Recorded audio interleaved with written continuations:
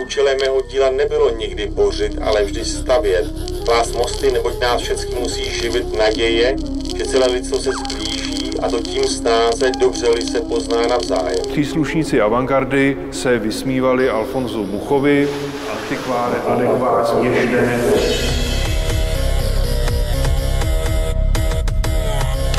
Tam, ní, iď. Musím bojovat za to, aby Dědečkovo dílo bylo zachráněno. Já si myslím, že Mucha to namaloval tak, aby to cestovat mohlo. Nebýt Moravského Krumlova, epopej dnes by neexistovala. Tam byla plátna, tam a tady taky. Já nevím, co to je v tom díle, ale prostě polarizuje tu společnost.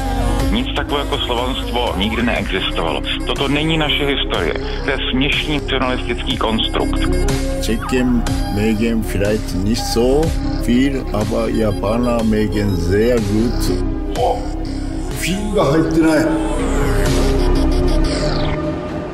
Epopej je vyprávění a hrozí-li našemu světu, že v něm zmizí vyprávění, pak mu hrozí, že v něm zmizí všechen smysl, na který spoléháme a kterému důvěřujeme.